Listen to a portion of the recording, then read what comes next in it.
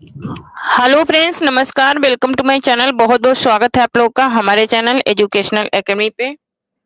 तो चलिए स्टार्ट करते हैं आज का सेशन। तो आज का हमारा पहला क्वेश्चन है कि पर्यायवाची की दृष्टि से कौन सा युग्म सही नहीं है। यहाँ पर कुंभी, गयंद, करी ये हाथी के पर्यायवाची हैं। सुध, बुध, प्रज्ञावान और मेधावी ये मेधावी के पर्यायवाची हैं। यहाँ पर अचल, महीधर, अद्रि, पृथ्वी ये नहीं है। ठीक है, ये पृथ्वी के पर्यायवाची नहीं है। गंदला, मैला, मलिन और पंकिल ये पंकिल के पर्यायवाची हैं। लेकिन यहाँ पर जो अचल, महीधर, अद्रि है, ठीक है, अचल, महीधर, अद्रि है, ये किसके पर्यायवाची हैं? ये पर्वत के हैं। ये किसके हैं? पर्वत के हैं। ये पहाड़ के हैं, ये इसके नहीं है। नेक्स्ट देख लेते हैं। नेक्स्ट देख लेते हैं।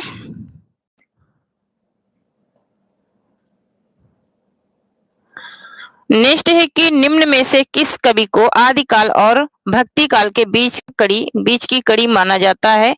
यहाँ पर कह रहा है विद्यापति को, अमीर खुसरो को, अब्दुल रहमान को या फिर कवि गंग को। तो यहाँ पर किसको माना जाता है? ये विद्यापति को माना जाता है। नेक्स्ट क्वेश्चन देख लेते हैं। नमस्ते नमस्ते सबको, गुड इवनिंग सबको, नमस्कार।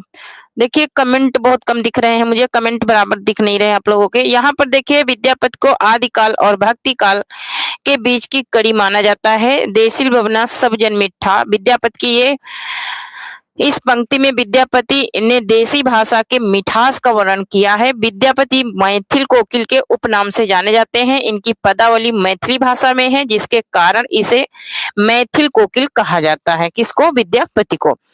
इनकी रचनाएं देख लेते हैं। तो यहाँ पर देख लेते हैं जो इनकी रचनाएं हैं। यहाँ पर देखिए कीर्तिलता, कीर्ति पताका, पदावली, पुरुष परीक्षा और भू परिक्रमा, ये इनकी क्या है? रचनाएं हैं। नेक्स्ट देख लेते हैं। और अब्दुल रहमान ने संदेश रासक धर्मेतर रास ग्रंथ लिखा है। संदेश रासक एक खंड काव्य है। क्या है? एक खंड काव्य है। इसमें विक्रमपुर की एक वियोगिनी के विरह कथा का वर्णन है। ठीक है, नेक्स्ट देख लेते हैं। पैर तले जमीन, पैर तले जमीन नाटक को पूरा किया है ना। पैर तले जमीन नाटक को किसने पूरा किया है? रामधीन मिश्र ने, कमलेश्वर ने, चंद्रकांत देवतले ने या फिर आगे ने। तो पैर तले जमीन ये किसका है? मोहन राकेश का। इनके बेटे कमलेश्वर ने इसे पूरा किया है। नेक्स्ट देख लेते हैं। नेक्स्ट है अंधा युग नामक गीत नाट्य। क्या कह रहा है? अंधा युग नामक गीत नाट्य किसको आधार बना करके लिखा गया है? यहाँ पर कह रहा है रामायण को या फिर कबन रामायण को या फिर श्रीमद भगवत गीता को या फिर महाभारत को। ये किसको आधार बना करके लिखा गया है? ये बात यहाँ पर पूछी जा रही है। तो ये किसको आधार बना के लिखा गया है? ये अंधा युग जो है महाभारत को आधार बना करके लिखा गया है। नेक्स्ट देख लेते हैं।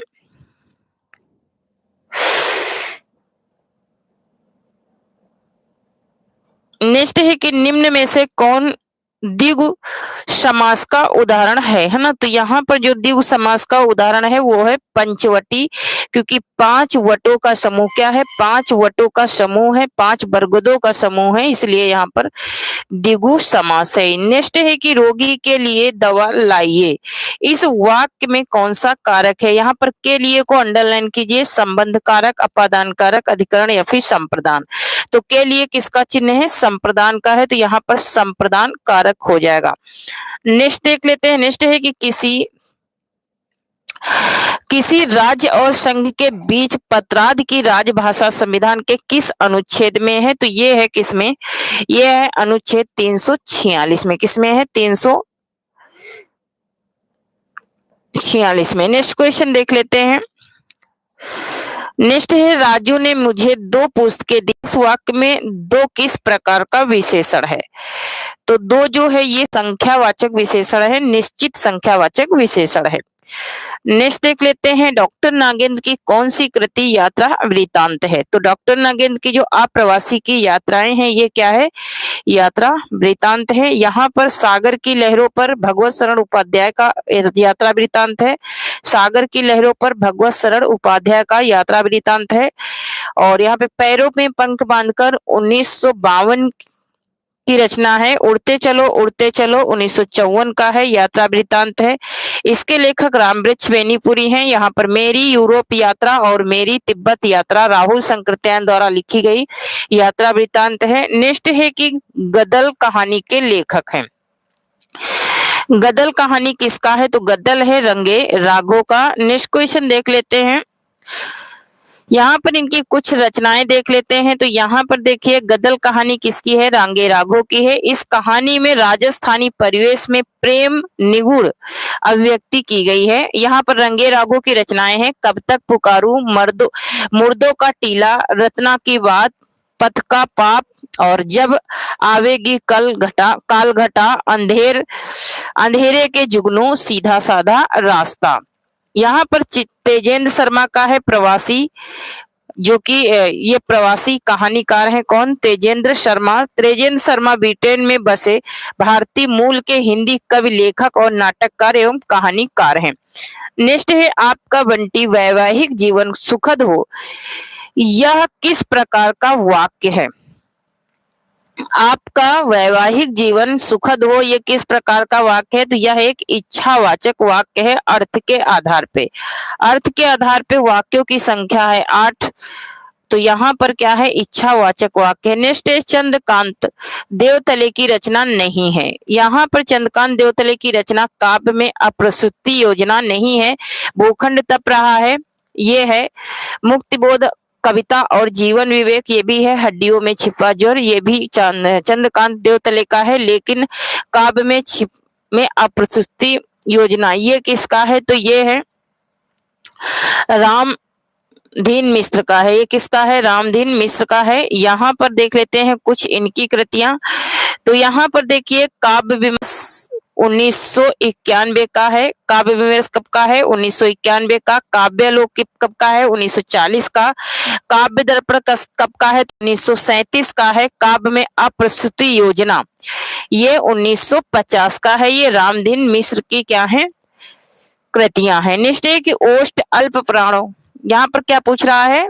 ओष्ठ अल्प प्राण घोष वर्ण का उदाहरण कौन सा है? यहाँ पर जो बा है ये क्या है? ओष्ठ भी है और अल्प प्राण भी है और घोष भी है।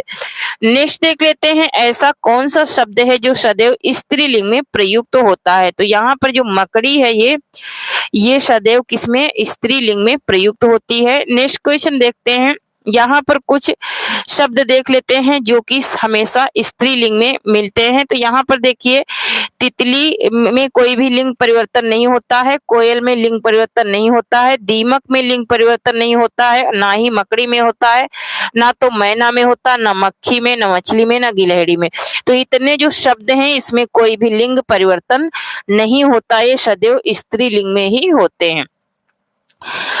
नेक्स्ट है कि निम्न में से किस एकांकीकार ने संकलन त्रय को एकांकी की आत्मा स्वीकार किया है? तो ये किसने स्वीकार किया है? राम कुंवर वर्मा ने स्वीकार किया है। नेक्स्ट देख लेते हैं। यहाँ पर डॉक्टर राम कुंवर वर्मा संकलन त्रय को एकांकी की आत्मा मानते हैं। एकांकी के संकलन त्रय से आशय है स्थान, समय और कार्य।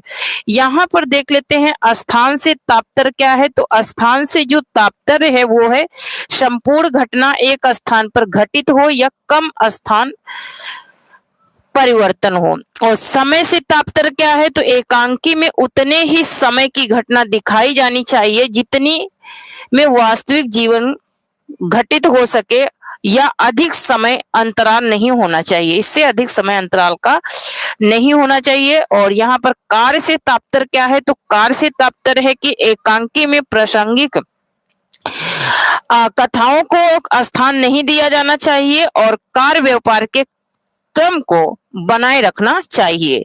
नेक्स्ट देख लेते हैं। नेक्स्ट क्वेश्चन है कि निम्नलिखित में किसका प्रयोग सदैव एक वचन में होता है? तो सदैव एक वचन में किसका होता है? जनता का प्रयोग जो है ये सदैव एक वचन में होता है। नेक्स्ट देख लेते हैं। नेक्स्ट राम कुंवर वर्मा द्वारा लिखा गया एकांकी नाटक नहीं है। तो राम कुंवर वर्मा द्वारा रस गंधर्व ये इनका नहीं है। बाकी उत्तरायण, आकाश गंगा एकलव्य, ये राम कुंवर वर्मा के हैं। ये किसका है? तो ये है मधुकर द्वारा लिखा गया नाटक है रस गंधर्व। मधुकर द्वारा लिखा गया ये नाटक है।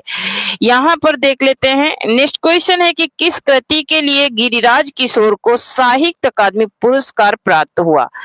तो इनको ढाई घर के लिए प्राप्त हुआ था साहित्य अकादमी पुरस्कार। किसके लिए? ढाई घर के लिए। किसको? गिरिराज किशोर को। नेक्स्ट देख लेते हैं। नेक्स्ट है कि निम्नलिखित में से किसे हिंदी की शैली नहीं मानी जा सकती है ना? तो यहाँ पर मसनवी जो है ये हिंदी की शैली में नहीं आती है। नेक्स्ट देख लेते हैं। यहाँ पर देखिए मसनवी को हिंदी की शैली में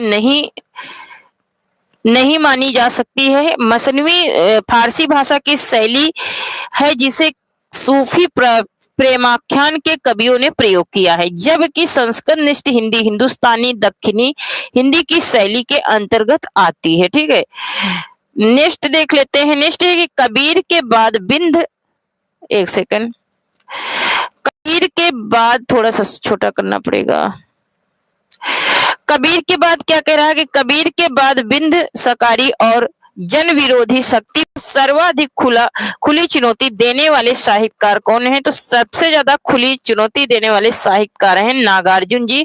ऑप्शन नंबर यहाँ पर बी राइट हो जाएगा। यहाँ पर थोड़े से पॉइंट इनके देख लेते हैं।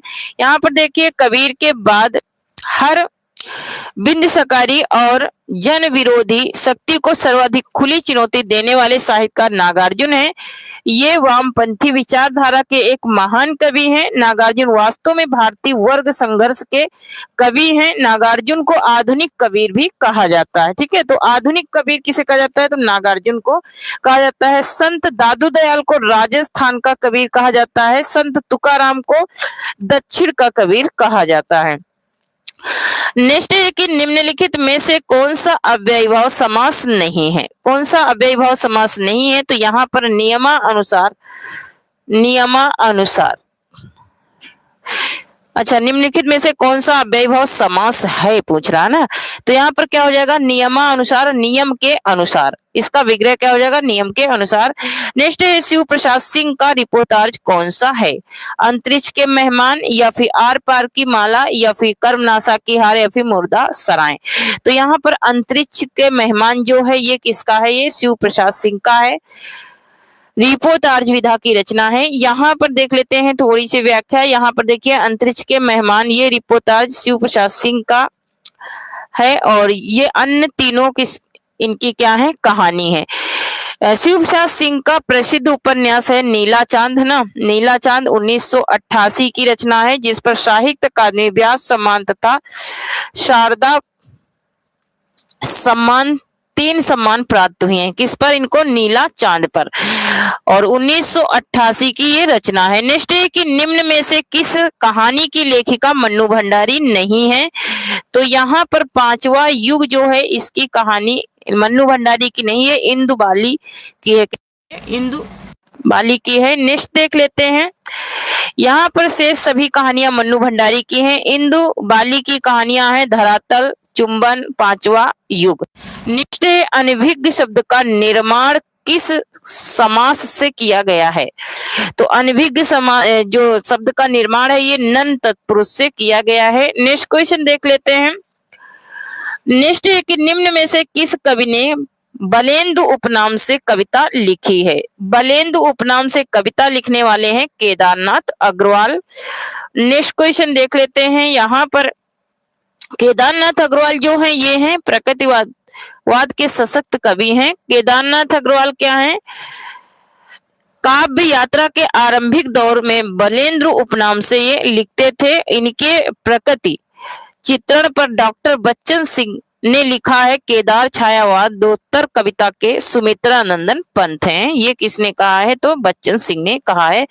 यहाँ पर केदारनाथ अग्रवाल की रचनाएं हैं युग की गंगा, नींद के बादल, युग की गंगा, नींद के बादल, फूल नहीं रंग बोलते हैं, गुल मेहंदी, अपूर्वा, आत्मगंध, हे मेरी तुम, और मार प्यार की थापे। ये इनकी कुछ रचनाएं हैं। नेक्स्ट है कि निम्नलिखित में से अर्ध स्वर है ना, तो यार अलावा क्या है, अर्ध स्वर है। यार अलावा क्या है, अर्ध स्वर है। ऑप्शन नंबर ए यहाँ पर राइट हो जाएगा। नेक्स्ट है जगते जगता शब्द में किस विभक्ति का रूप है, तो यहाँ पर जो रूप है ये चतुर्थी विभक्ति का रूप है। नेक्स्ट क्वेश्चन देख लेते हैं। यहाँ पर वीडियो रोक करके आप लोग इसकी व्याख्या देख लेना, ठीक है। नेक्स्ट देख लेते हैं। नेक्स्ट है कि जो ममत्व से रहित हो के लिए एक शब्द कौन सा है, जो ममत्व से रहित हो वो हो जाएगा निर्मम। नेक्स्ट यहाँ पर देख लेते हैं। नेक्स्ट चौगाने हस्ती प्रेमचंद का उर्दू उपन्यास है जिसका हिंदी रूपांतरण है, तो चौगाने हस्ती का जो हिंदी रूपांतरण है वो है रंगभूमि। नेक्स्ट क्वेश्चन देख लेते हैं। यहाँ पर प्रेमचंद की कुछ कृतियां देख लेते हैं, कुछ उपन्यास। यहाँ पर देखिए इनका जो असरारे मवाविद है ये क्या क्या है, देवस्थान रहस्य, ये हिंदी रूपांतरण है। हम खुरमा, हम सवाब कृष्णा, ये है प्रेमा अर्थात दो सखियों का विवाह। और यहाँ पर कृष्णा गबन का है। जलवाए ईशार ये वरदान का है। बाजारे हुस्न सेवा सदन का है। गोसाए आफियत प्रेमा श्रम का है। चौगाने हस्ती रंगभूमि का है। अभी तक किसी के कमेंट हमको नहीं दिखे हैं, ठीक है। नेक्स्ट है कि निम्न में से किसको हिंदी का कानन डायल कहा जाता है। कनन डायल किसको कहा जाता है, तो ये गोपाल राम गहमरी को हिंदी का कनन डायल कहा जाता है। यहाँ पर नेक्स्ट देख लेते हैं। गोपाल राम गहमरी को हिंदी का कनन डायल कहा जाता है और गोपाल राम गहमरी को हिंदी में जैसूसी उपन्यासों का जनक माना जाता है। गोपाल राम गहमरी के प्रमुख उपन्यास हैं अद्भुत लाश, जैसूस की भूल, अद्भुत खून, सरकटी लाश और खूनी कौन, ये इनकी कुछ रचनाएं हैं। नेक्स्ट है इनमें से आकाश का पर्यायवाची कौन सा नहीं है। यहाँ पर अवन जो है ये आकाश का नहीं है, ये पृथ्वी का है, ठीक है, ये पृथ्वी का है, आकाश का नहीं है। नेक्स्ट देख लेते हैं। नेक्स्ट है कि पंक्तियों के साथ सुमेल का सही विकल्प चयन कीजिए, है ना।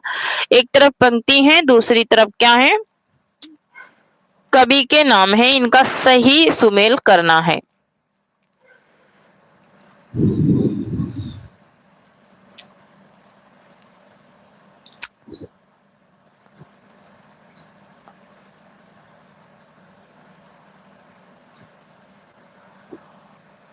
यहाँ पर विद्यापति का क्या है, माधो हम परिणाम निराशा। तुलसीदास का क्या है, केसो कहीं न जाए कर कहिए। और यहाँ पर केशोदास का क्या है, केशोदास का है भूषण बिनु नहीं विजरती कविता वनिता मित। और सूरदास का क्या है, तो कौन विभीषण रंक निराशर हंसी हंसी छत्र धरे। तो यहाँ पर क्या हो जाएगा, सा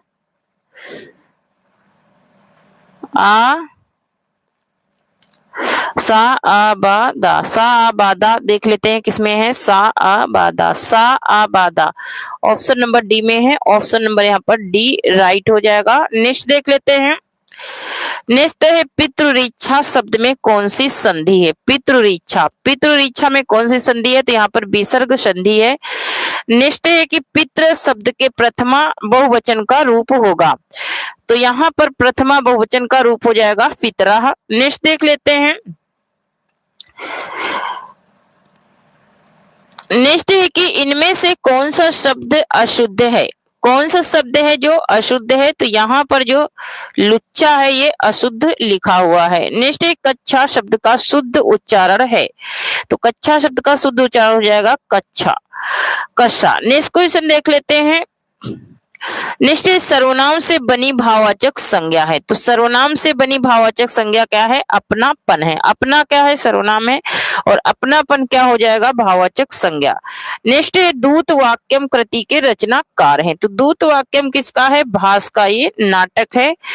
नेक्स्ट क्वेश्चन देख लेते हैं। यहाँ पर इनके कुछ नाटकों को देख लेते हैं, ठीक है, क्योंकि क्या मालूम कौन सा नाटक आ जाए।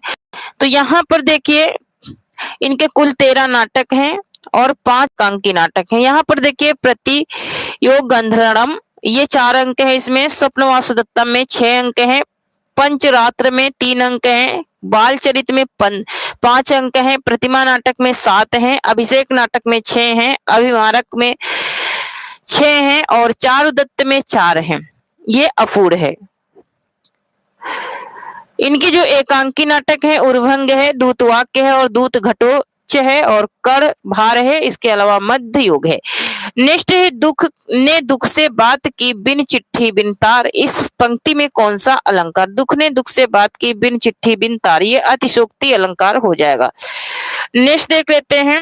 नेक्स्ट है खेती न किसान को, भिखारी को न भीख, बलि बनिक को बनिज, न चाकर को चाकरी। पंक्ति में तुलसी की किस कृति से संबंधित है? तो ये जो पंक्तियां हैं तुलसी की कवितावली से संबंधित हैं। नेक्स्ट देख लेते हैं। नेक्स्ट है श्रृंखला संज्ञा भेद की दृष्टि से है। तो श्रृंखला संज्ञा की दृष्टि से क्या है? भाववाचक संज्ञा है, सॉरी समूहवाचक संज्ञा। कौन सी संज्ञा है? समूहवाचक संज्ञा है। नेक्स्ट देख लेते हैं। नेक्स्ट है इनमें से कौन सी कृति प्रतिबंधित रही है? तो यहाँ पर जो चिनगारियां हैं, चिनगारियां जो है ये प्रतिबंधित रही है। ऑप्शन नंबर डी राइट हो जाएगा। नेक्स्ट देख लेते हैं। यहाँ पर देखिए क्रांतिकारी विचारों के कारण 1928 ईस्वी में ब्रिटिश सरकार ने इसे जब्त कर लिया था, चिनगारिया को। ये पांडे बेचैन शर्मा उग्र की कहानी है। नेक्स्ट देख लेते हैं। नेक्स्ट है बाजे पहलिया के घुंघरू, ये के लेखक कौन है? तो बाजे पहलिया के घुंघरू के लेखक हैं कन्हैया लाल मिश्र। प्रभाकर हैं। आप लोगों के कमेंट नहीं दिख रहे हैं, ठीक है, क्योंकि मैं अभी क्या ही बताऊं क्यों नहीं दिख रहे हैं, पता नहीं। यहाँ पर देखिए सांख्य दर्शन के आधार पर रस निष्पत्ति की व्याख्या किसने की? तो रस निष्पत्ति की व्याख्या की है भट्ट नायक ने।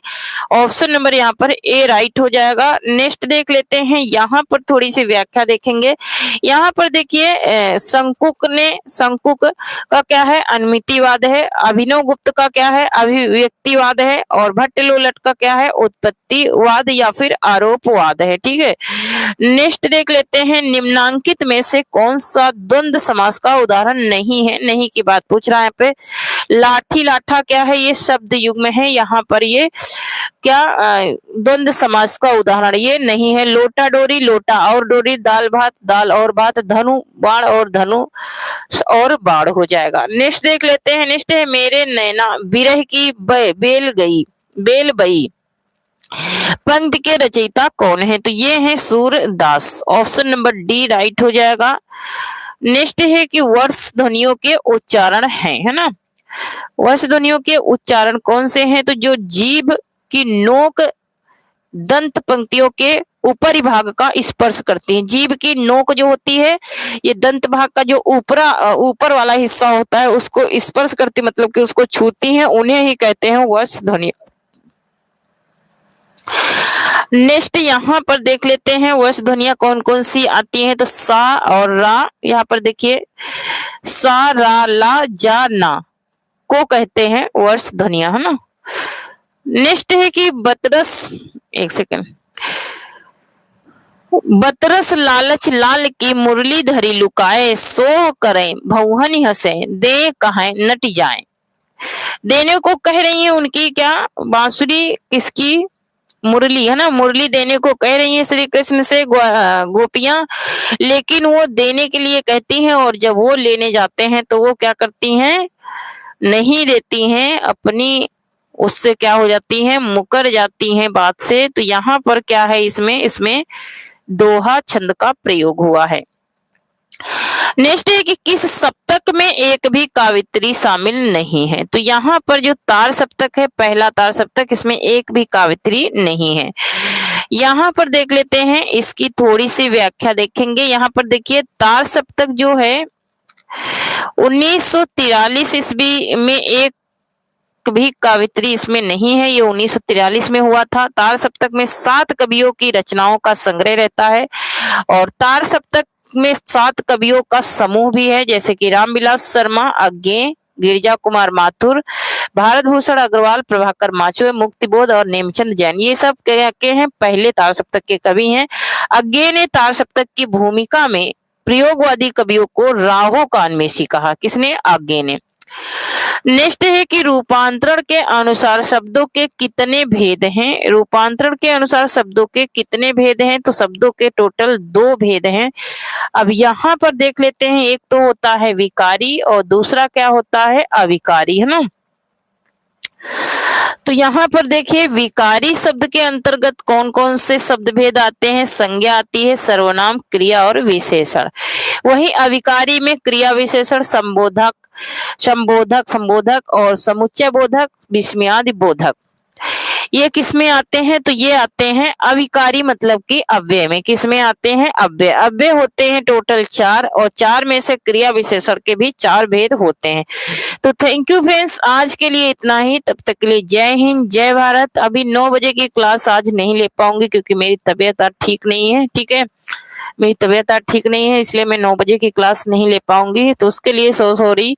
और कल मैं मिलती हूँ वापिस से दोनों क्लास के साथ में 7:30 और 9:30 की क्लास में। तब तक के लिए थैंक यू, जय हिंद, जय भारत।